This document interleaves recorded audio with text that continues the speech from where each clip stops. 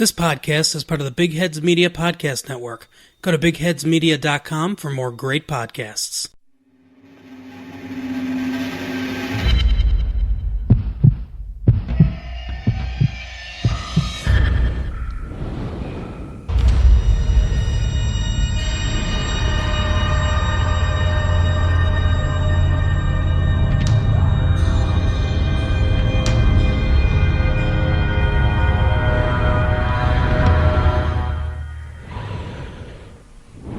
Welcome to Brew Crime. I'm Mike. And I'm Beck. And I'm Nina.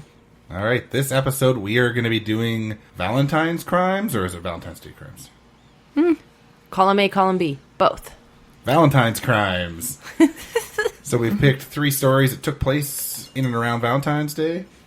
So we're going to start with Beck's story this episode. Yep. All right, so give us a hint of what case you're covering. Is it Valentine's Day themed? No. And by no, I mean yes. Bright-eyed and super failed. His eyes couldn't be more freakishly wide open, but Stephen Grant still couldn't see the multitude of stupid mistakes he was making. And the beer that I chose for this one is Duplicitous. And I'm going to let Mike talk about it. Yes. It's from Nickelbrook Brewing Company, and they are in Burlington, Ontario. What? So this is an 4% alcohol beer. It's a Duplicitous Citra dry hopped sour. All right. Crack it. It's excitable. Yes, it's got a fairly high carbonation level. It's just mildly cloudy yellow color. Could be a slightly hazy lager almost by the look. It's got kind of a citrusy, like a light citrusy nose. It's fairly subdued, a bit of graininess. But it's not a big aroma. Flavor's a lot bigger than the aroma is. Really like lemon puckery, citrus, tartness. Still got kind of a grain backbone in it. It's like a really nice, very standard dry hopped sour. I like it. Yeah. There might actually be a hint of some tropical fruits in there too. Oh, it is so sour. It is quite sour, yeah. Holy bananas. It's because it's tart and sour that your tongue is going crazy. No, it's all the goose pimples. Holy. I mean, think it's bad. yummy, but I was not expecting that. It's good. Tara Lynn Distramp was born June 28, 1972. While she was attending Michigan State University, she met Stephen Grant. He wasn't attending the university, though, because he dropped out. He repeatedly asked her out, but she politely let him know that she had a boyfriend back home, so they remained friends. Later that same year, Tara had to fly back home because her grandma had passed away. Before the service started, who should show up but Stephen? Not weird at all. No, of course not, yeah. Tara had no idea he was coming, and the only time they spent together while he was there was with Tara's boyfriend. So, awkward. Yeah. When she got back to town, she called Stephen and told him that she loved him. All of this, of course, is according to Stephen, though, so just take it for what it's worth. Yeah, of course. A bit of grain of salt, yeah. Yeah, like... A pound of salt. Yeah, exactly. Seems unlikely to me, but they did eventually get married in September of 1996. The family welcomed a daughter in November of 2000, and then a son in November of 2002. Tara climbed the corporate ladder. This involved many sacrifices, but I'd imagine that the biggest one was that she lived and worked in Puerto Rico Monday to Friday, and only got to see her family on the weekends when she would fly home to Macomb County, Michigan. That's got to be rough. I know. On February 14th, 2007, Stephen called the Macomb County Sheriff's Office to report that his wife had been missing since February 9th.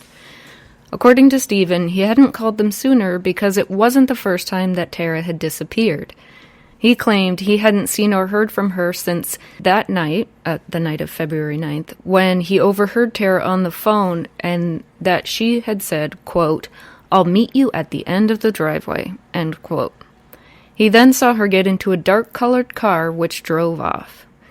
So he didn't know what color it was or anything. It was dark colored. Yeah. It was some kind of car. Okay, but I'd be like, honey, where are you going? Yeah. Exactly. What is I happening? literally only see you on the weekends. Why are you leaving?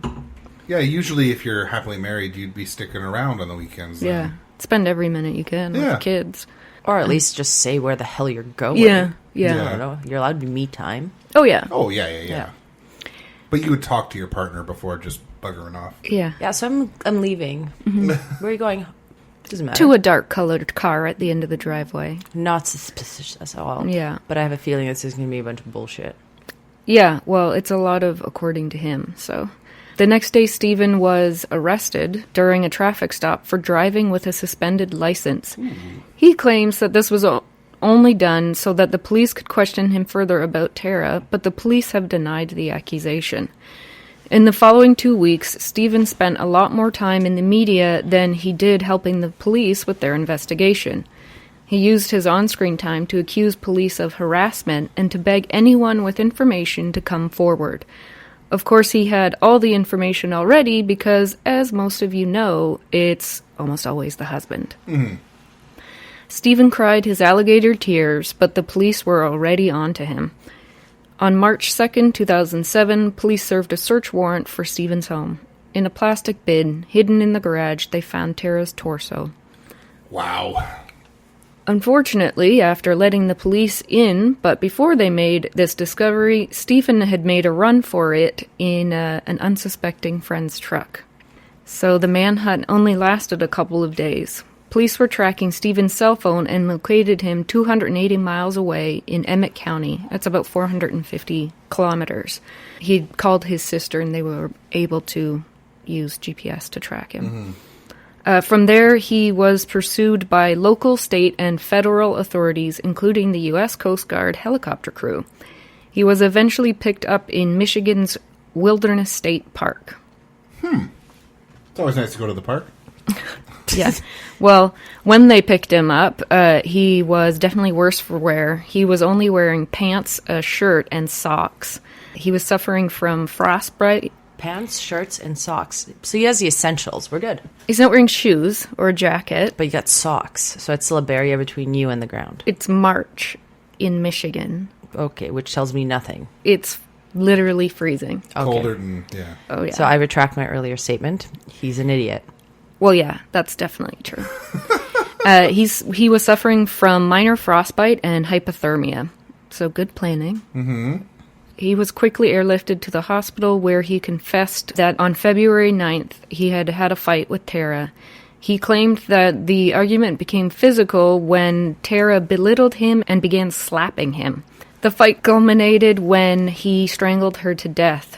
He then took her to a family-owned tool and die shop where he dismembered her. Jesus. I mean, even if that was true, it's just that they were having a fight. Like, just what a bullshit response. Yeah. So I dismembered her. Leave the house then. Yeah. Like, Meet someone at the end of the driveway and leave the house. yeah. He initially hid the body parts in Stony Creek Metro Park in nearby Shelby Township, but when he heard the police were going to search the area, he went back and relocated her torso to a much better hiding spot. A plastic bag in his own garage. Duh. That Yeah, makes I mean, sense. come on, right? Yeah, That way do you that. can keep it there and know it's safe from harm. Because everyone knows that plastic bags are indestructible and that they make their contents invisible. Yes, of course. Right. Okay, good.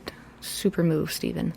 Stephen was transported to Macomb County after he was released from Northern Michigan Hospital. He was formally charged on March 6, 2007 with murder in the first degree that is premeditated, so that could bring life in prison, as well as disinterment and or mutilation of a dead body, which could bring 10 years in prison or a $5,000 fine, or both. I want both. Yeah. Stephen's confession was released to the public on April 13th, 2007. This included his entire conversation with police as well as his written confession.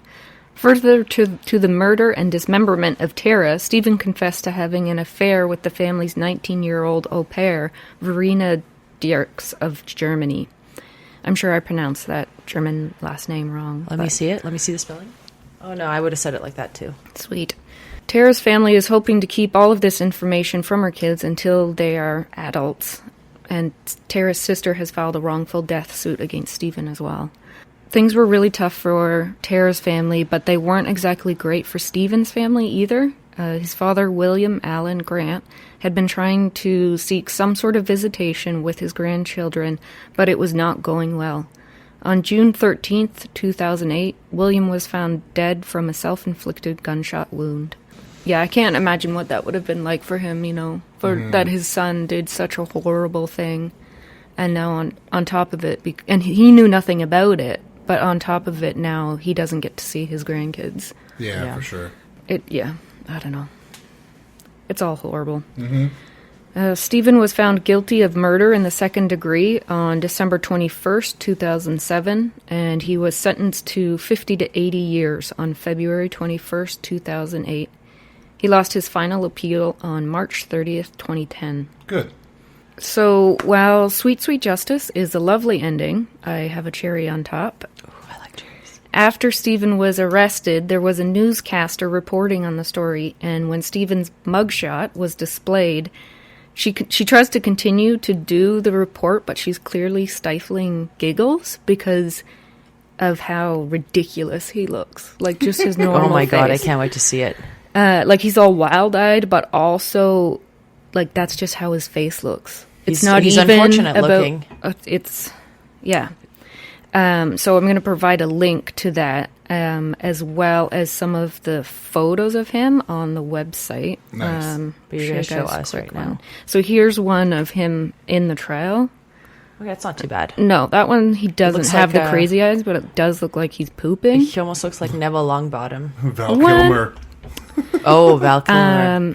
Val Kilmer in the This Top is- Gun days. That's his normal face with the crazy eyes. Yeah. He It's literally not looks good. like he's seen some shit. Does he Yeah. have eyelids? He caused the shit, unfortunately. And that's him now, fat and Less disgusting ser- in prison. Yeah. I mean, he was obviously already disgusting. Mm-hmm. But I can bring up that video if you guys want to see it.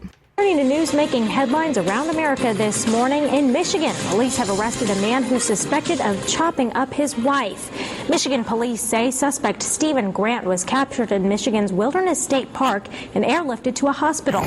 The area is more than 400 miles from Grant's suburban Detroit home. The 37-year-old man is accused in the death of his wife, Tara Lynn Grant. Jesus. A torso and his body face. parts of who is believed to be the mother of two were found this weekend in and near the Grant home. I feel so bad for the reporter and the family because it's so insensitive to be laughing during that, but you can't help it because, my God, his face. Like, Yeah. look It's a that face video of mothers up. It'll could be love. on. Maybe. We're going to have that on our sources and watch the video. Wow. Yeah, he's Unfortunate looking. ridiculous looking. Anyway, that's my story.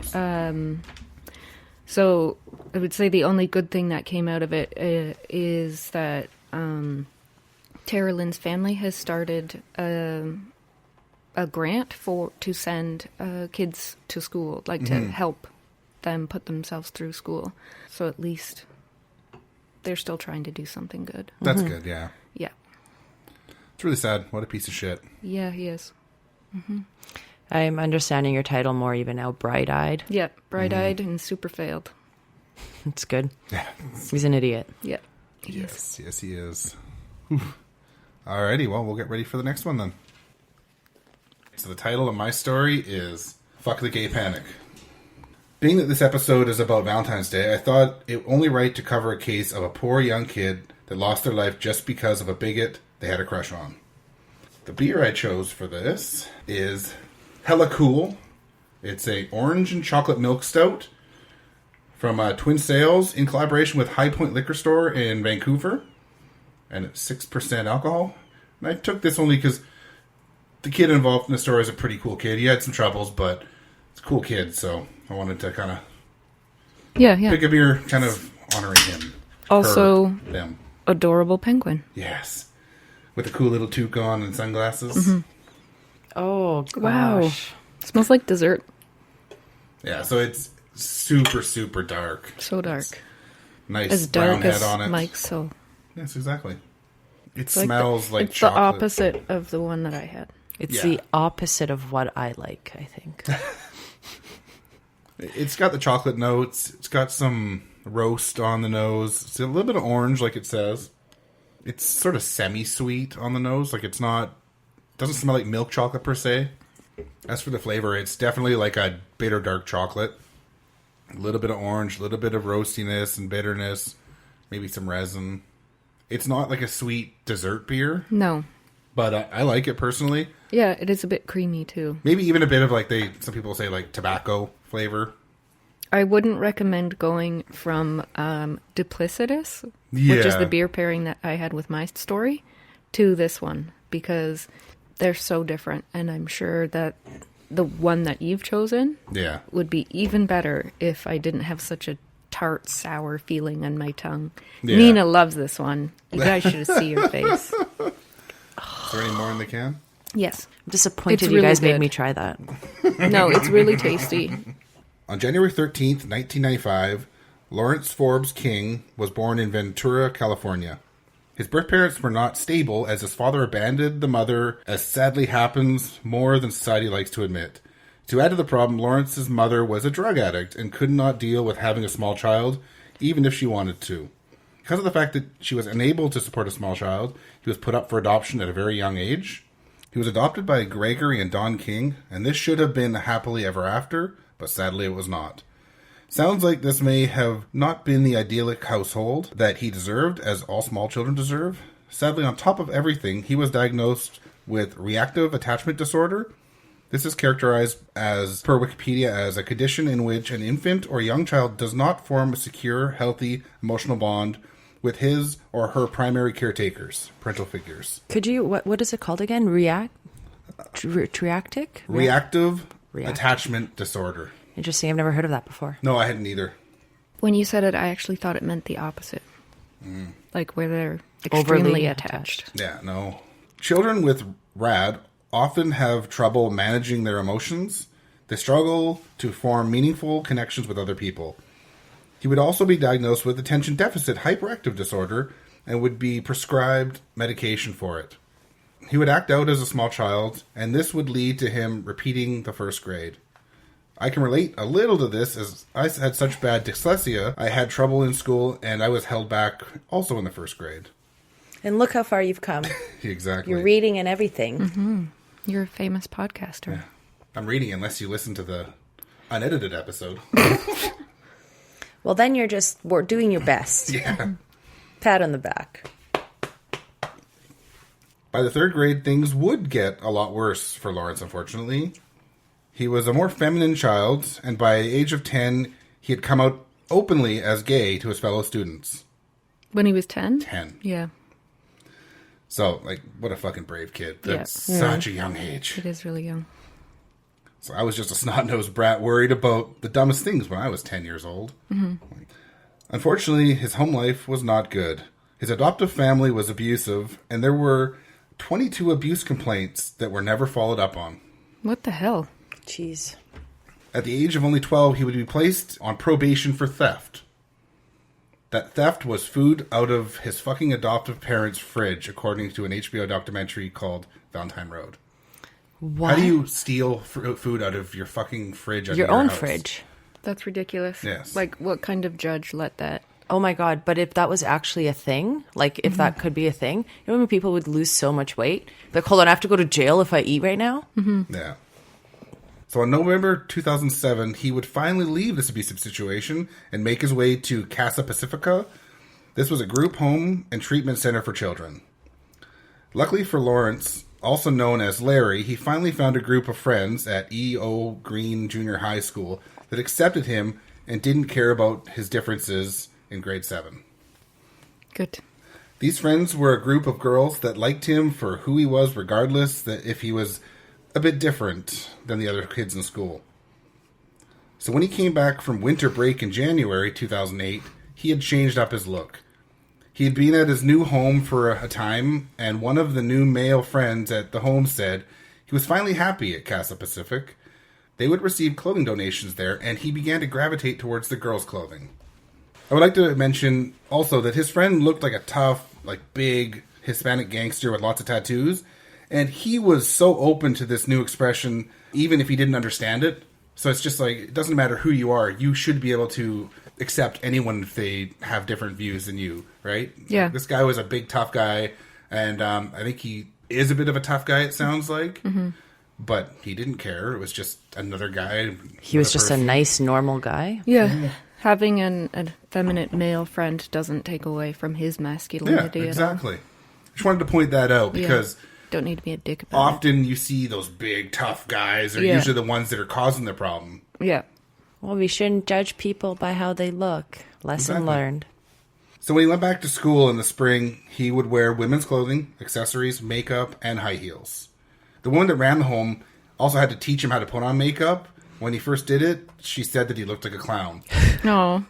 But I mean, that's just like anyone a kid, that puts though, on right? makeup for the first time, yeah. But she also pointed out that all kids seem to start out their experiments with makeup the same way. Yeah, exactly. I wouldn't know, but I can kind of assume. Larry King also had a younger brother that began to get bullied because of his brother's appearance, because, as we know, kids are horrible. Yeah. Now, this was a school with a uniform policy, so some teachers were not happy with the fact that Larry was wearing what he was wearing. So from the documentary, it also seems that many of the teachers were very homophobic and very religious. At a public school? It seems like a public school. Like, nothing said it was a private school, and I think it's more just has mandatory uniforms just to cut down on issues. Because, they're gang clothing or, bullying. Not that it helped, but I think that's what it's about. Right.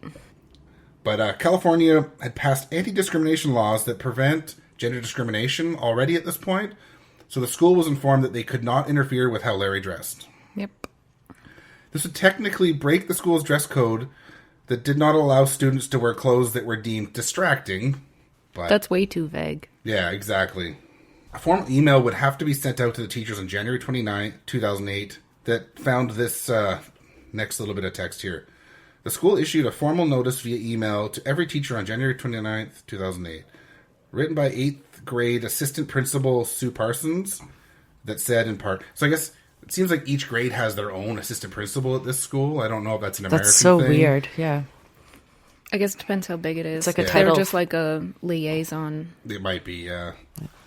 So we have a student on campus who has chosen to express his sexuality by wearing makeup. It is his right to do so. Some kids are finding it amusing, others are bothered by it. As long as it does not cause classroom disruptions, he is within his rights. We're asking that you talk to your students about being civil and non-judgmental. They don't have to like it, but they need to give him his space. We're also asking you to watch for possible problems. If you wish to talk further about this, please see me or Joy Epstein. So yeah. They're trying to deal with it. Yep. Trying-ish. I mean, I like that they included that the teachers need to talk to the students that have a problem with it. Yeah. It's not, because it's not his problem. Mm-hmm. Wear what you want to wear, as long as you're within the uniform. The uniform policy can't say these articles of clothing for boys, these articles of clothing for girls. They're often a shirt, a pants, or a skirt, or whatever, and that's about it, right? So remember when I said that the school had some homophobia issues?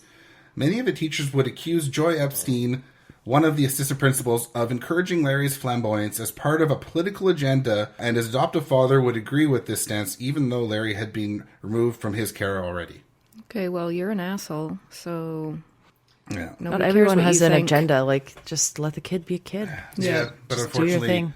some people think everything is a friggin' agenda these days. Mm-hmm. Well, those people are Or what I call 2008. idiots. Yeah. But like I said, Larry King was a confident kid, and he liked to have some fun with his fellow classmates.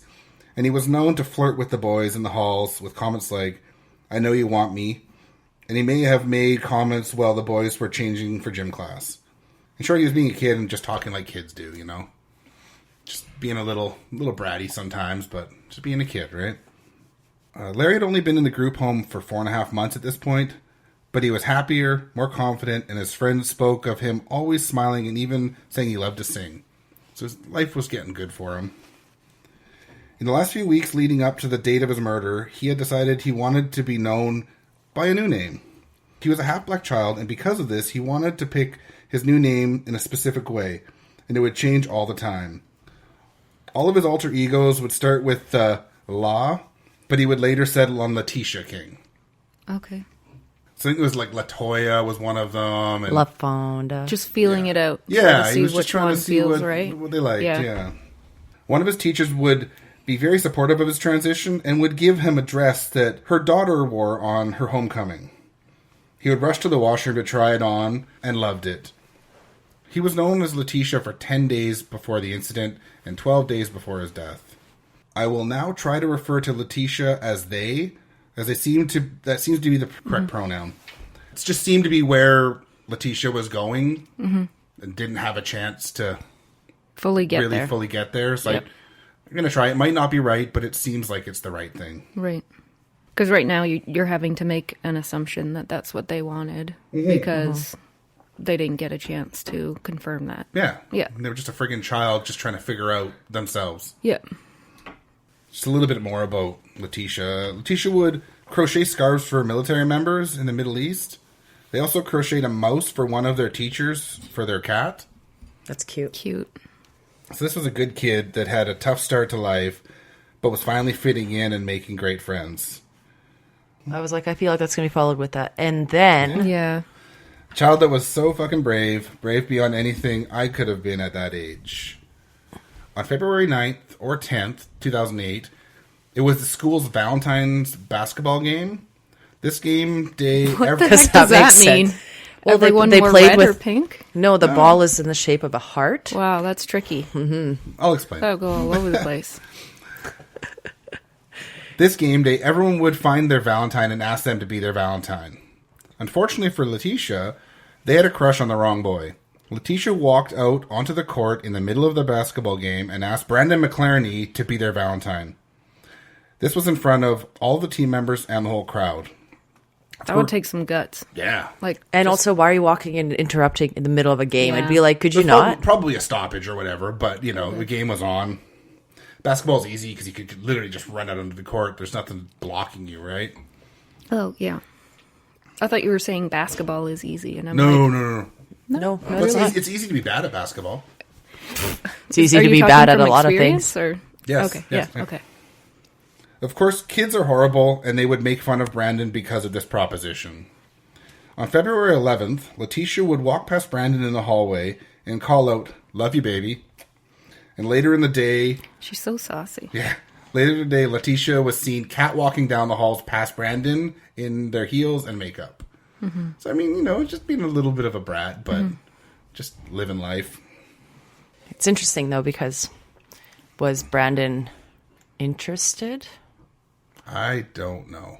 Because I'm curious, too, devil's advocate, right? But, what if you're not? That is a form of harassment, too. Yeah. It doesn't warrant murder. No, I'm not saying that. I'm not saying, yeah. They had it coming. But I'm just saying, I can see how if it's you personally find it not socially acceptable and someone's behaving, let's say the roles were reversed and that was a guy talking to a girl, the girl would definitely be like, don't call me that. Yeah. What is it called? Catcalling. Yeah. But then you just go to an authority and deal with it. Right. But Mike, you have this thing called common fucking sense. Yeah. I even did though in school. So. Right. Yes. Well, because you grew up properly raised and all of that. Right. But that comes into it too. Yeah. Yeah. Anyways. Okay. There was a group of boys that laughed and poked fun at Brandon for all the attention he was getting. This enraged him, and he tried to get other students together to assault Latisha. No one was willing to do it, so he left it alone for the time being. While Brandon was walking down the halls, though, he saw one of King's female friends, and he would tell them, say goodbye to him because you'll never see him again. Right. So logic here, he has none, and he's an idiot. Yeah. This was ominous, but who really expects someone to go through with that threat at that age? Yeah, it's just trash talk. Yeah. Yeah. The next day, February 12th, 2008, Latisha and Brandon shared a computer lab in the morning. The class lesson that day was on inclusiveness and acceptance and was tied into the story of Anne Frank. During the class, Brandon was seen looking at Latisha King multiple times. Just as a note, the teacher of this lab is the one that gave Latisha the dress. In and around 8:15 a.m., Brandon would reach into his backpack and pull out a .22 caliber revolver. He would train the gun on Latisha and pull the trigger. The first shot would hit them in the back of the head. Wow. It's like execution style. Yeah. Miss Williams, the teacher, heard a pop but did not know exactly what it was at first, and she turned around. Once the shock wore off, and she realized he had shot Latisha, and he was still holding the gun, Brandon would aim down at Latisha and shoot them in the back of the head again, one more time. Double tap?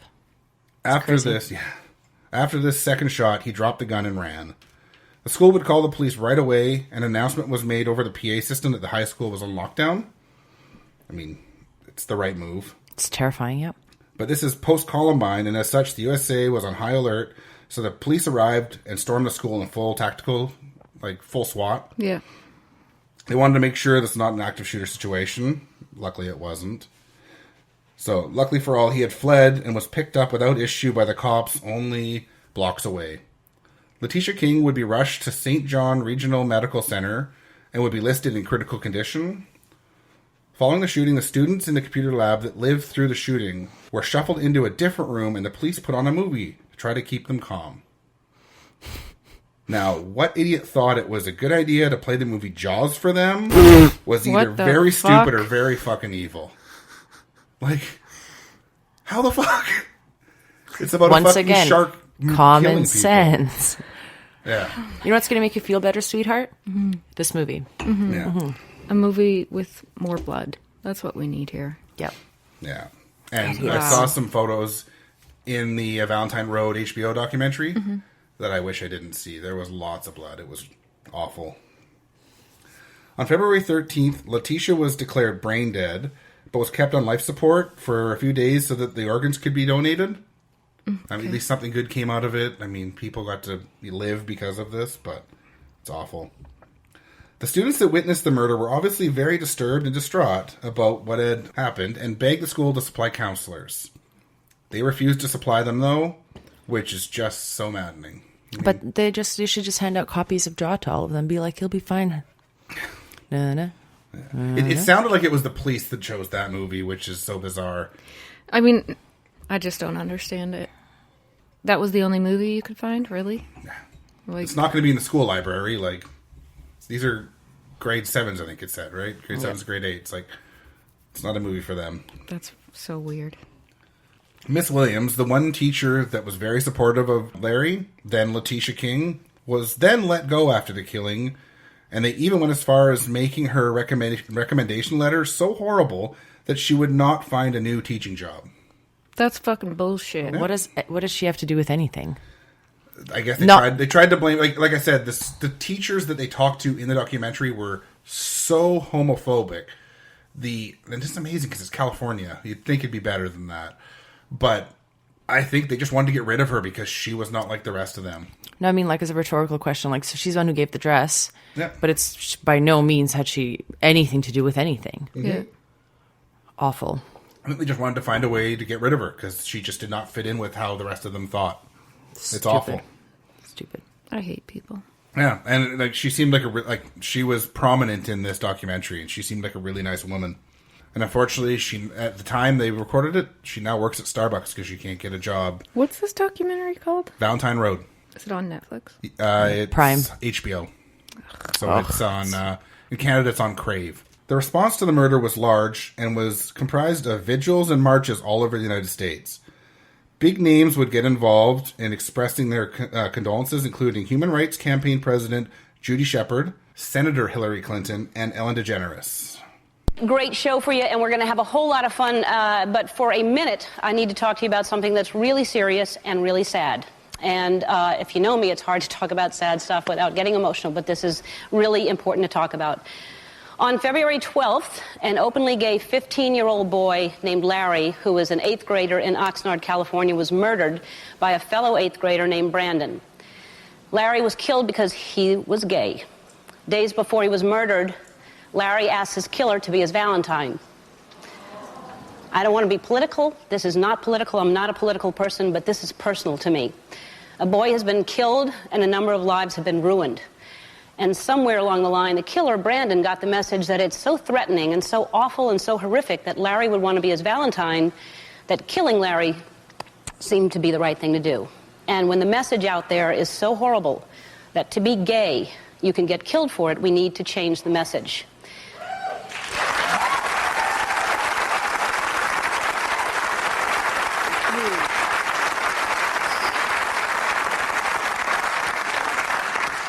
Larry was not a second-class citizen. I am not a second-class citizen. It is okay if you're gay.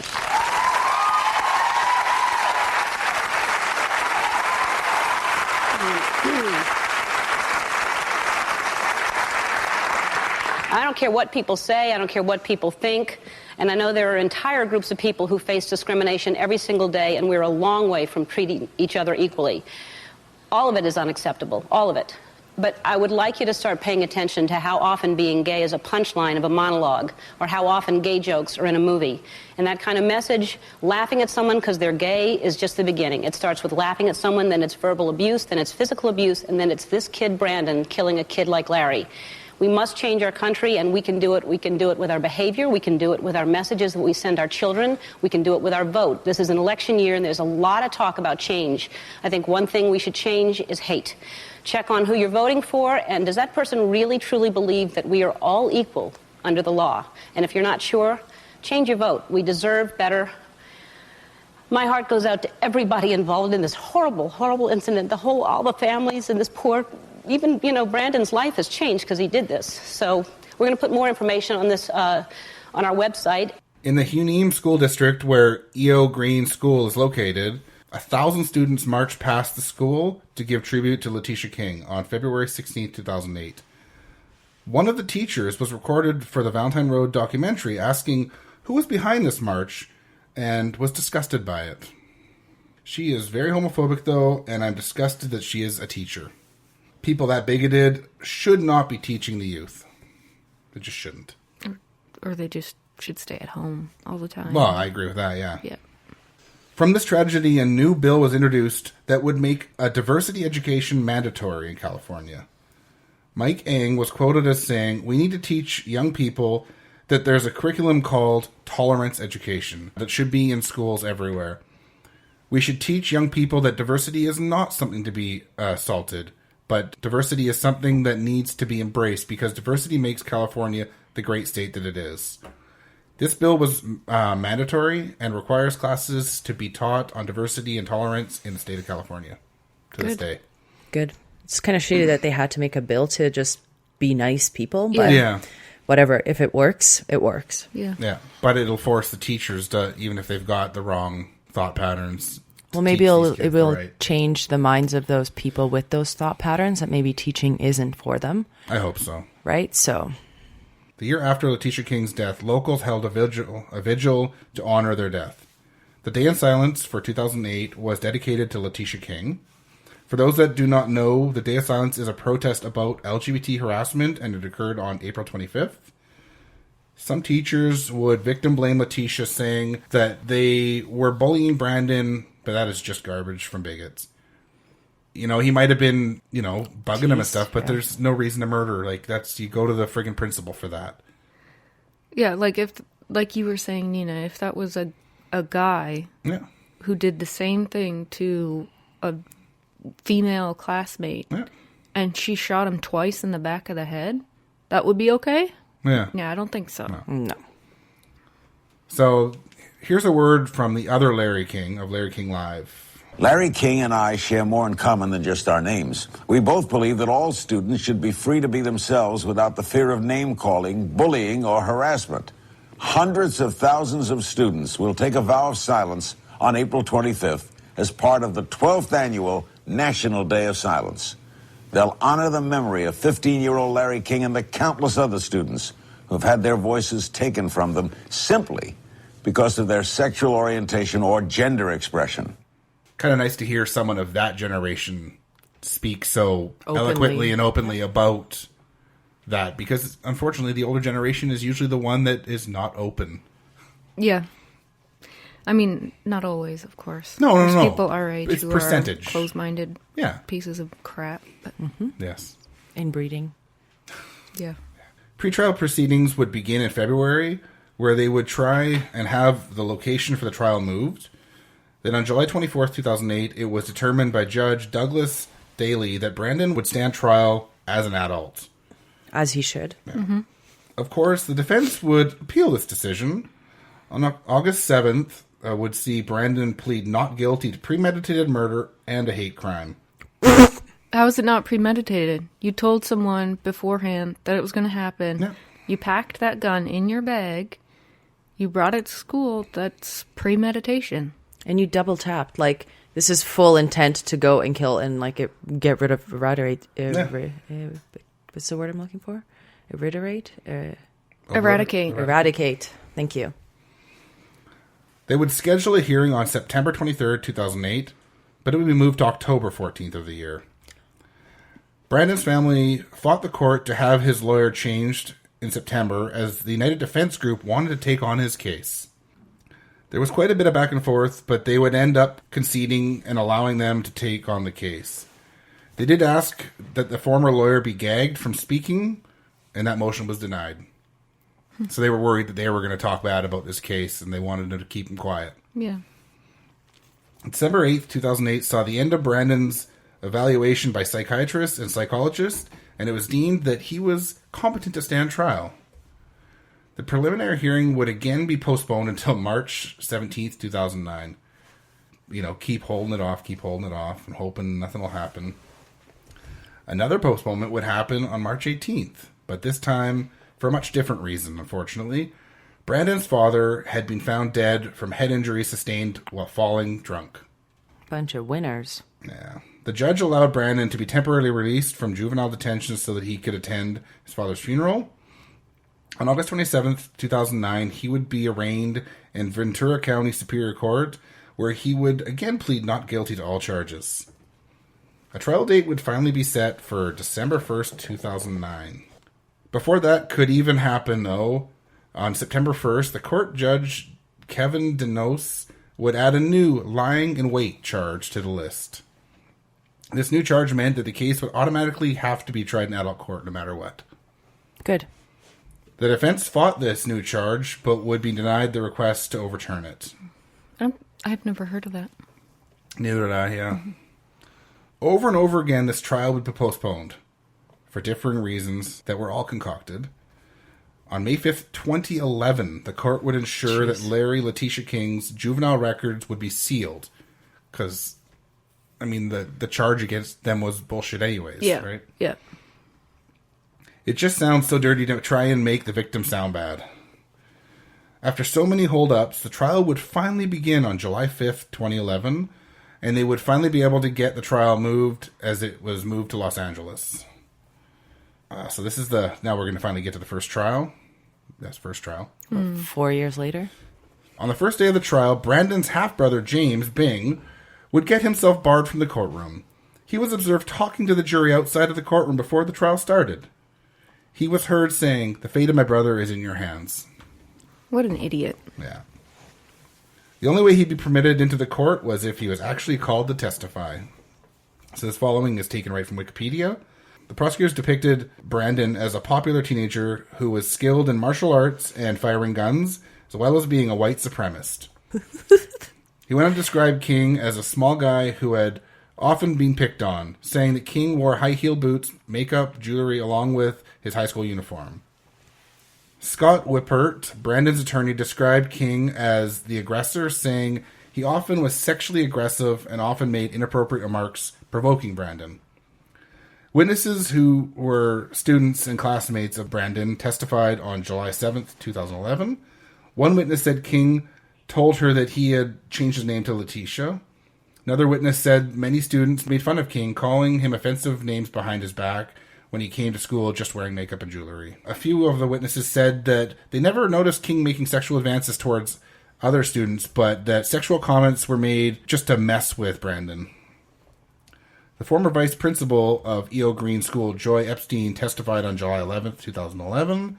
She said she had discussed King's behavior with other school officials of the school district, and they decided it was, according to the constitutional rights of California, legitimate for King to wear what he wanted unless it violated the school's dress code. Joy Epstein said high-heeled boots, makeup, and jewelry were all allowed under the Oxnard School District dress policy. I mean, how can you stop it, right? Right. If the girls in class can wear it, then Why anyone can't they? can. Yeah. She said another administrator within the district said that the school must protect the students' civil and equal rights. Another teacher testified that pupils had told her King would seek them out and follow them into the bathroom, behavior she considered to be sexual harassment.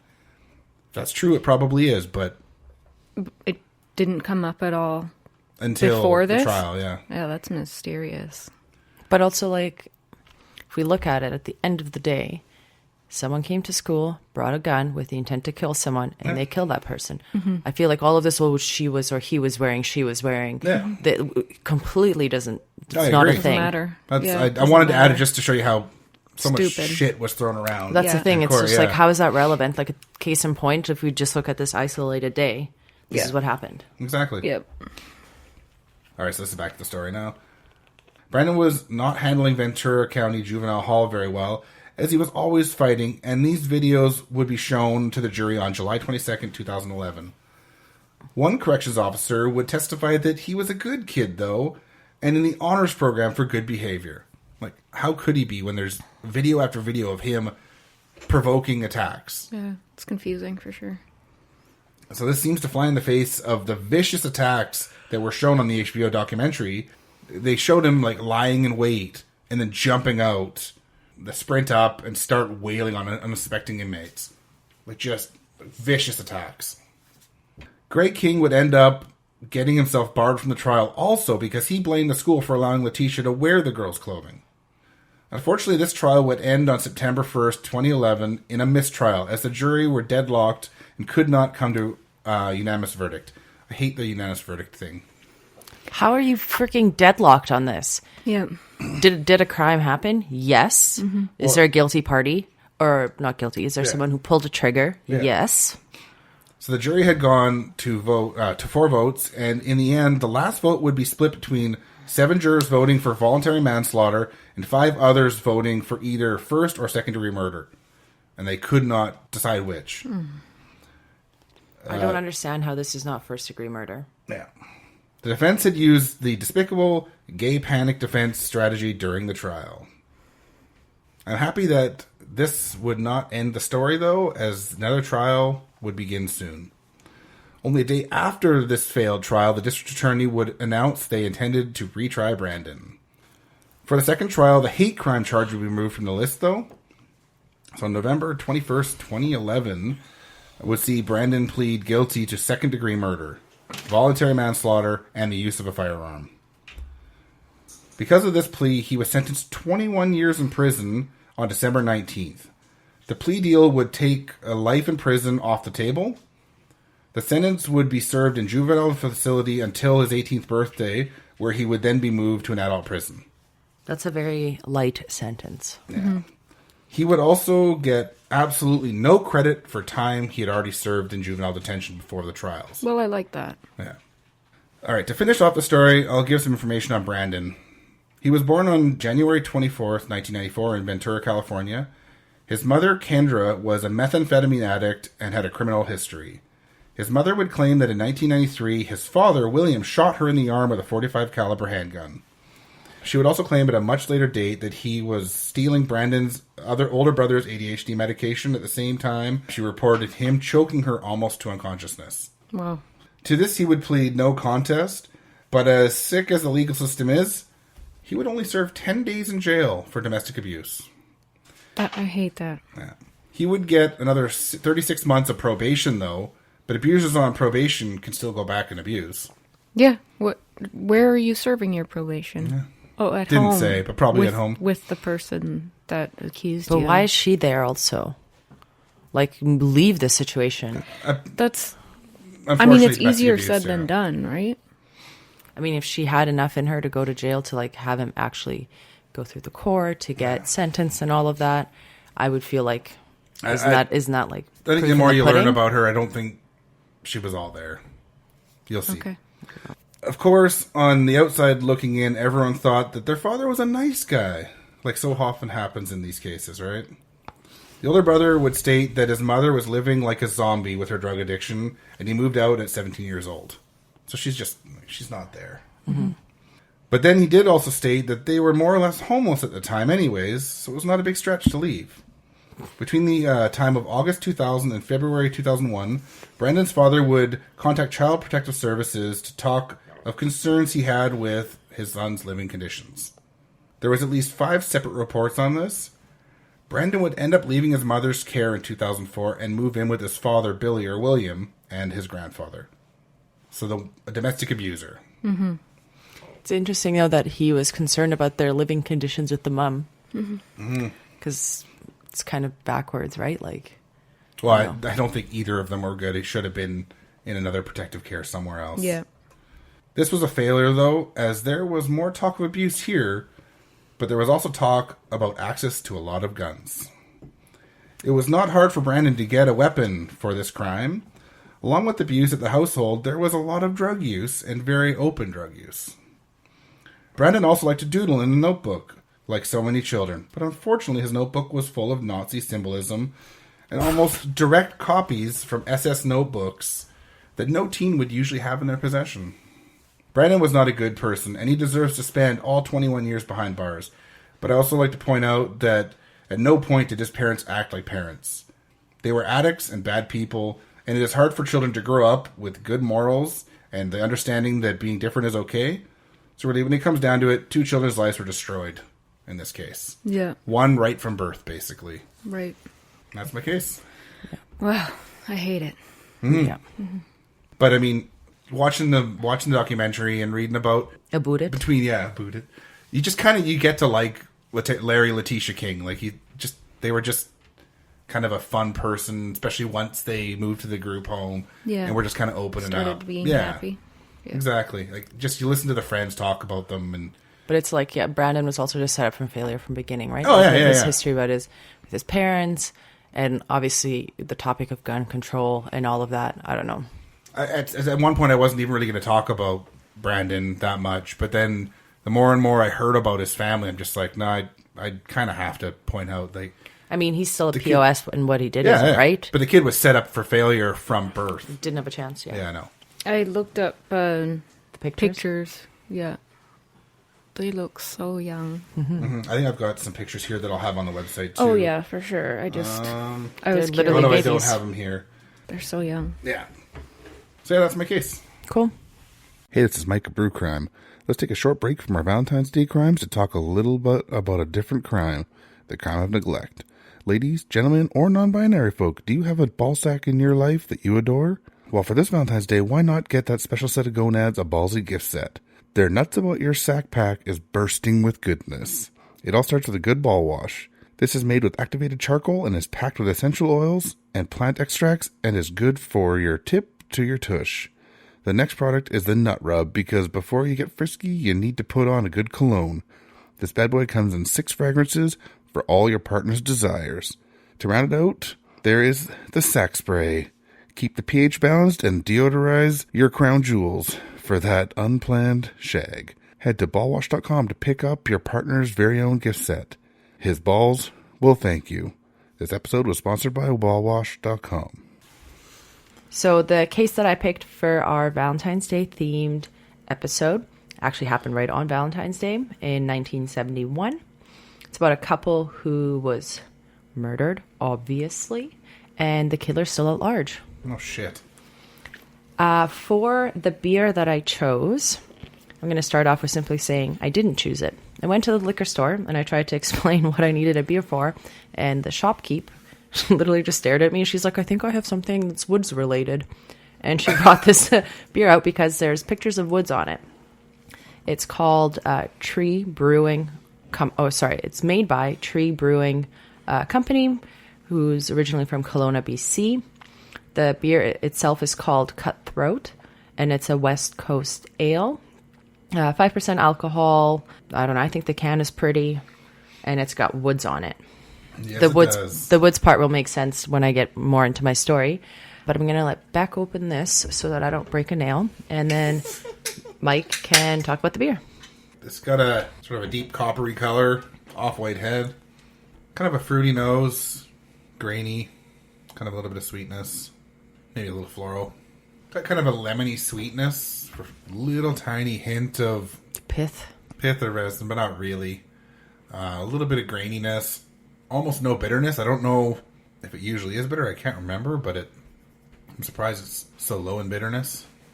It's high in burpiness, though. The last beer was too. But it's not bad. It's nothing exceptional, but it's not a bad beer. Beck, what'd you think of it? Not a big fan. Are you being the Nina right now? No, I don't mind this beer. I think, yeah, it's what you said.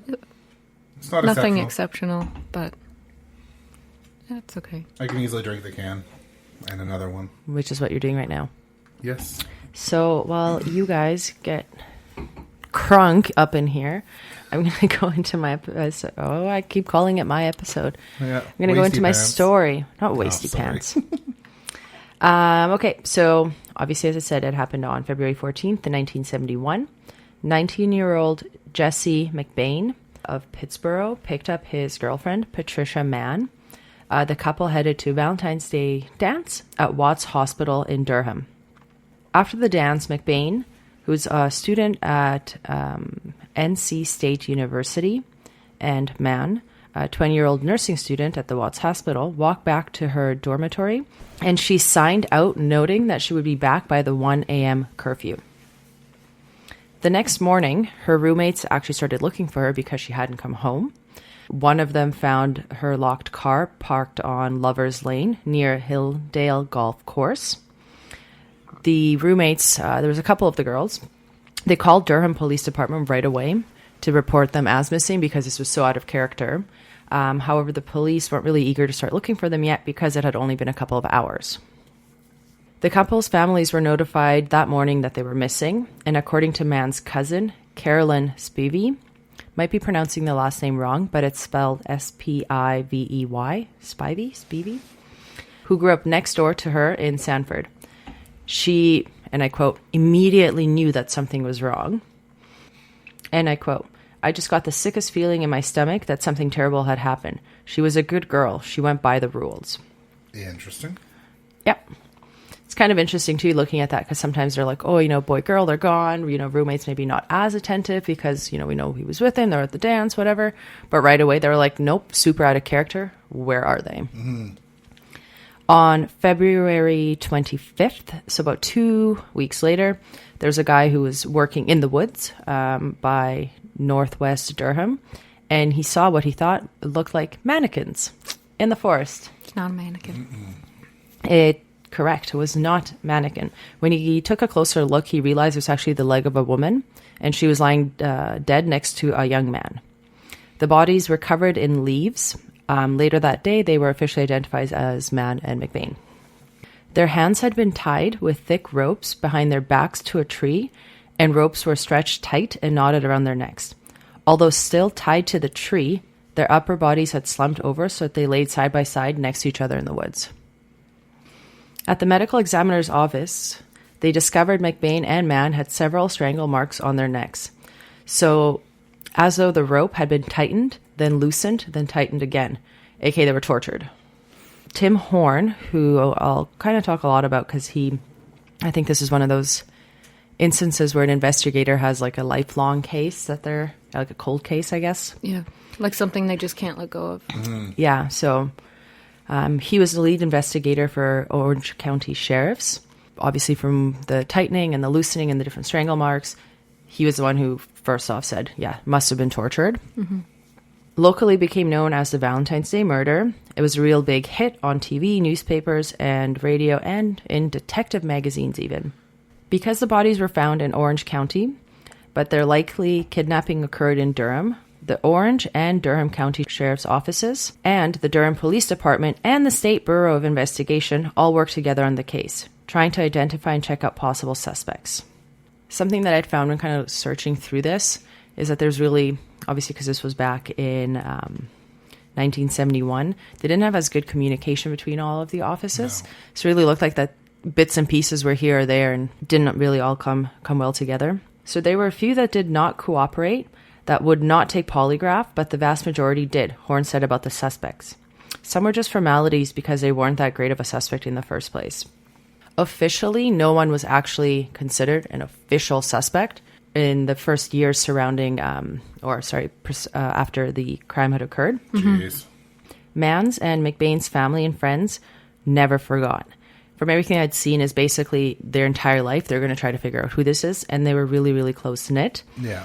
Mann's extended family all lived on the same street in Sanford, plus Carolyn, which is the cousin I mentioned earlier, was dating and later married McBane's best friend. So very tight-knit, and obviously all huge trauma that they had experienced together. I don't think many families let it go, right? No. If there's no one behind bars, they're going to search forever. Mm-hmm. Well, and I think it's something so bizarre because I'll get into it too, right? But like, why? Why them, right? Yeah.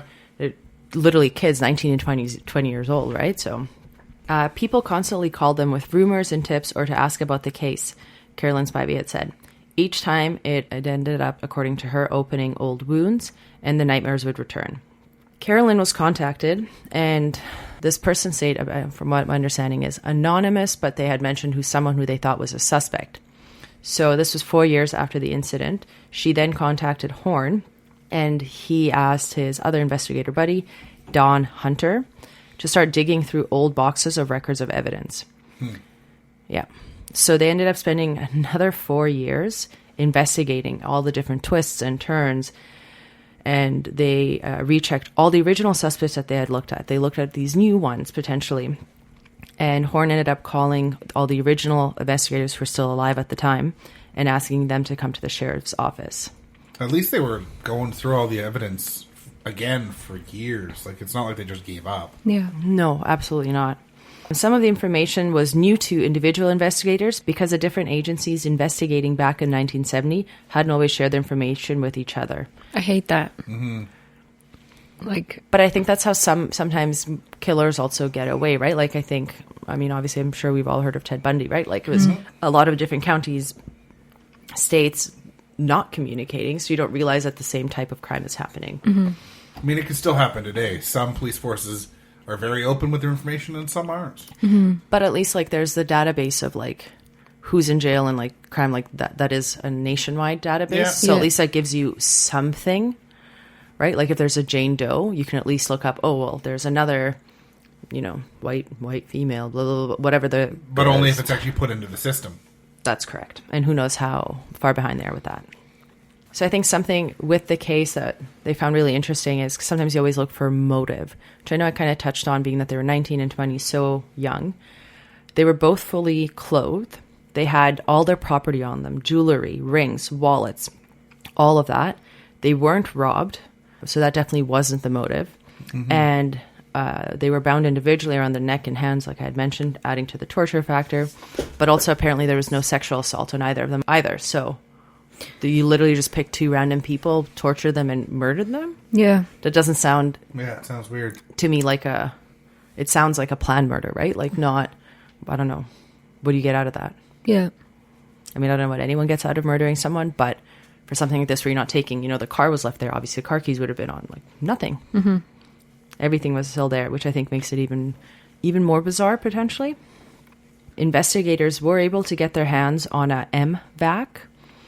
So this is a machine that can extract DNA from complicated places. Apparently there's only 40 available nationwide. Wow. Deputies had to use one at the Guilford County Sheriff's Office. What they had done is all the evidence in this case, unlike some other cases that we've talked about, had been perfectly preserved. So there is actually DNA evidence in the rope that does not match either of the two victims. However, can't find any suspects. Still nothing. Which sucks. Yeah, that's horrible. There were a number of different knots that were tied around the victims, and those have been preserved. Although they were still tied to the trunk, their upper bodies had slumped over so that they laid side by side in the leaves. At the medical examiner's office, and I touched earlier on this, it was discovered that McBane and Mann both had several distinct strangle marks on their necks, as though the rope was, as I said, tightened and loosened and then tightened again. And adding to this motive, or I guess part of the crime, why were they tortured? They suffered nearly identical injuries, although Mann was found to also have a half-inch tear to her liver they're assuming that this was caused by a strong blow to the stomach prior to the death. Yikes. So they're like beating them, kicking them also. One or two people who were suspected back in the early 1970s were still considered good suspects. One of them is still alive. He was affiliated with the Watts Hospital at the time of the murder. Horn considers him still one of the true suspects. Something that I couldn't figure out when doing the research is why he was a suspect. His name, I couldn't find what was released. And the only tie I get is that he had something to do with the hospital where the dance was, where she was a nursing student at. Weird. It was interesting. Horn had also said that this man, who's in anything I found was just referred to as like the suspect, they asked him to come do a lie detector test. He refused. He then called his lawyer, who also said refusing, not doing the lie detector test. What I'm just confused with is, and I don't know, maybe you guys know, but can't they subpoena him to do it? Like force him to do a lie detector test? Like to... I guess it's not even worth it because lie detector tests aren't allowed in court anyways. Yeah. So. But it's just like, isn't that super duper suspicious? Like, why won't you just do it? Well, they'd have to find a judge who found reasonable cause to force him to do it. And then even if they did, it's inadmissible in court. So what's the point? Yeah. Unless this is a long time ago, I don't know. Because it was for a while Yeah. admissible. But I don't know. I think to me, like, if you had nothing to do with it, just go to clear your name, right? Like, imagine that you don't have anything to do with it, and, you know, 4 years go by, 8 years go by, 10 years go by, people still consider you a suspect. Wouldn't you just want to clear your name so that you're out of that narrative? I guess, but with how unreliable they are, it could just make matters worse for you. If you're like a nervous person naturally, then it's going to look like you're lying. Yeah. Yeah, I don't know. There's kind of like no happy ending in that, right? No. Horn also, just to quote him directly again, that clearly we don't have enough evidence for prosecution in court, but DNA is an ace in this card game. And if it comes back in our favor, it'd be very hard for that person of interest, for his DNA not to be on it. So I don't know that this ever will be solved, right? Like, it's what now been, that was in the 70s. What, how many years is that? 30? Since the 70s? 40? 50? 50. Right. So this person could very well not even be alive anymore, right? So if their DNA isn't in the system now, probably we'll never really know what happened. No. The family was kind of noted saying that they're at least happy that there is DNA, that if something comes up, because at least it's not a complete dead end. Yeah. But I don't necessarily know that they would feel like true satisfaction. They might be able to do it against like a genealogy thing or something. Yeah. And find someone who's related to them and then work back from there, which has been happening, although there's a lot of people fighting that legally too. Well, yeah. What was the serial killer that was just caught? Golden State Golden Killer? State That Killer. one? State, yeah, That right? was the big one that everyone was hearing about. There's been more since. Yeah. Yeah. But essentially their most recent development on this case, it was from 2010 that they've made, and I couldn't find out what the progress was, but significant progress, eventually narrowing in on one main suspect, who was a former Durham doctor who worked at the Watts Hospital. So this person's still alive. But from what I found, I wasn't able to figure out if he was the same guy that we talked about earlier. Right. So I don't know. And still didn't get his name. So, yeah, unsolved case, two lovers, Valentine's Day dance, their last dance, unfortunately. If you're kind of interested in the case, while doing the research, I came across a podcast. It's not actually a big podcast, but they made a podcast specifically focusing on just the events that happened with this case, and essentially just did a major deep dive. I think there was 6 or 8 episodes, something like that, all dedicated to it. The podcast called The Long Dance.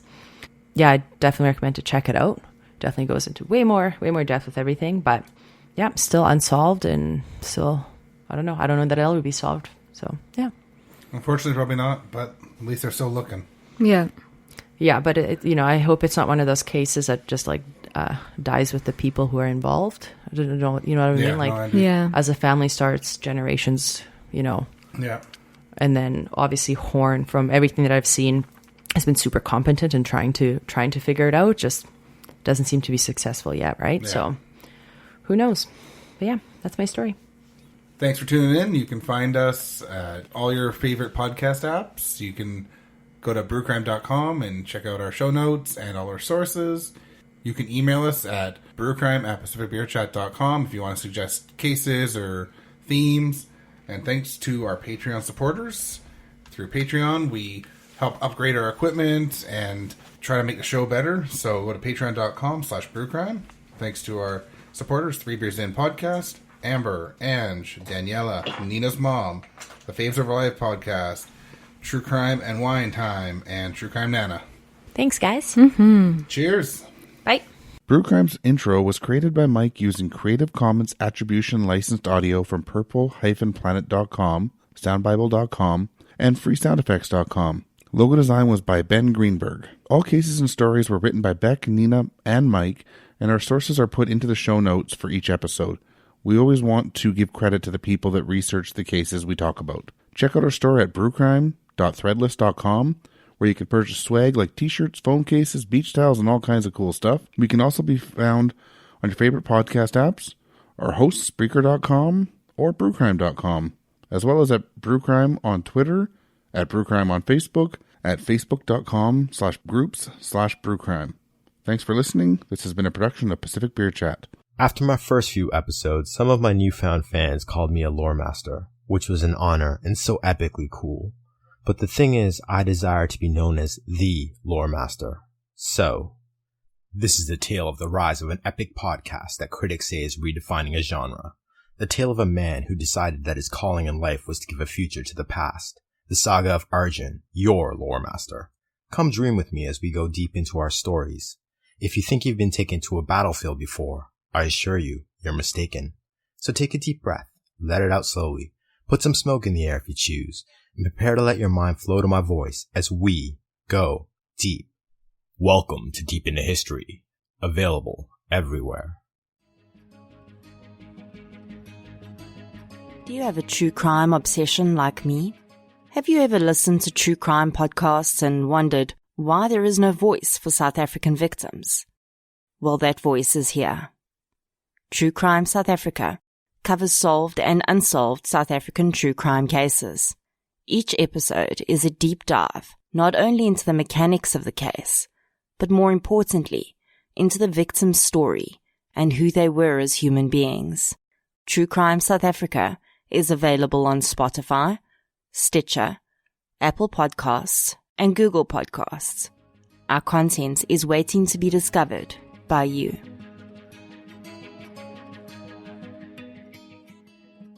Let's do this! Okay. I literally pressed play as you yelled that. Or record as you yelled that. Perfect. Perfect. Ready.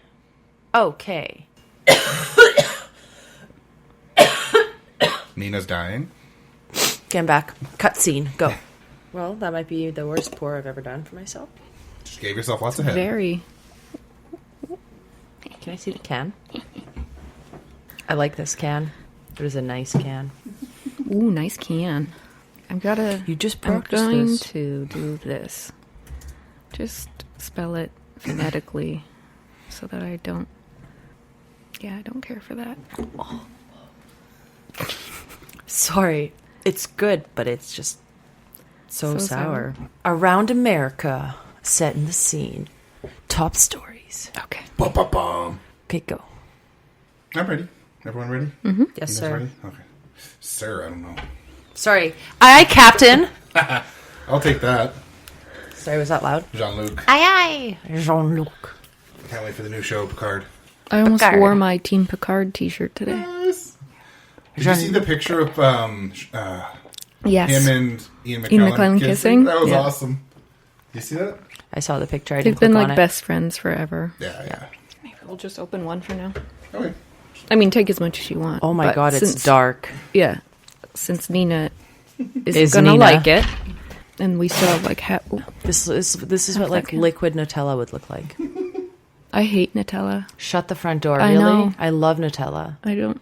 I just finished a jar the other day. I love Nutella, but I don't like it on anything. You just like with a spoon. Yeah, and I don't like to have it in the house. Have you had for just that Nutella reason. ice cream? No. Nutella ice cream is the best. Yeah. This is a very cute, adorable can. I love a nice can. Don't we all? I'm not sure what we're talking about. Bum. God. I'm going to pour some more in my can. Or my cup. Pour more. You pour more in your can. Pour more in my can, yeah. Wow. You want some more? That's okay. Oh. By the third grade, things could get... Exactly. I love you. Due to the wrong word. Should have been. It's like me, except I'm white. I'm super gangster and tattoos. Yeah. Oh, scheisse. It's empty. So let's start that again. Brandon McLennan. Oh, shoot. Let's... That's an L there. McLerney. Excuse me. Bless you. I think that was a sneeze. It was a burp. Very much burp. It was a hand fart burp. Hand fart? Yep. Sorry, this beer is burpy. Mm-hmm. It burps quite orangey, though. That's going to be cut out for later. Yeah. Nope. You save it. Include it. Well, for later. Live it. Breathe it. I don't know how to pronounce the school district name. Queninem. It's like the third word. I think I was pretty damn right. Hunin? Queninem. It's like cinnamon, but without the yeah. cinnamon. So for my episode, this is our episode, episode. the case. My episode, the case, that I'm going to stumble through right now, actually happened on Valentine's Day. And a quick brief is the case is still... Oops. It's about a pterodactyl. It's about a pterodactyl called Amber. Yeah. She's been One more released time, from the I wild. think. Another one? No, she's good. Let's just start that again. Yeah. Do you want to just open one again for now? That's open too. I'm thirsty. I'm just concerned that I'm going to be like, That's I don't okay. like it. And then it'll be just you drinking 2 cans. That's okay. I'm a big boy. He can do whatever he wants. If he leaves us any. Okay, I think what he meant is to open that because he's drinking all of that. Okay. Have you had this before and Not you for love a it or long something? time. I'm just thirsty. He's parched. His mouth is sweating. Our first episode, we didn't have much beers. The one that gave me the goosebumps. Mm-hmm. Really good. Just for sour. Yeah. Fair. Okay, talk beer, bro. Oh, Beer, bro. Beer, bro. Yo, Mike's new name. Beer, bro. BB. Big and beautiful beer, bro. BBBBB. Big bearded. Big bearded. And she sang. Fuck. She sang up. Detective magazines. Yeah. Jeez. Like I Spy, but for detectives. Horn was quoted as saying that there was a few... Why is this sentence like that? There were a few... There were a few that did not. That's a sentence, right? What? There were a few that did not. Yeah. Okay, that works. Okay. Short and sweet. Just like me. Just like me? I'm definitely not short. Oh, I said just like me. Oh. When was the 70s? 30 years ago? 40? 50? 50? Right. Good job, Nina.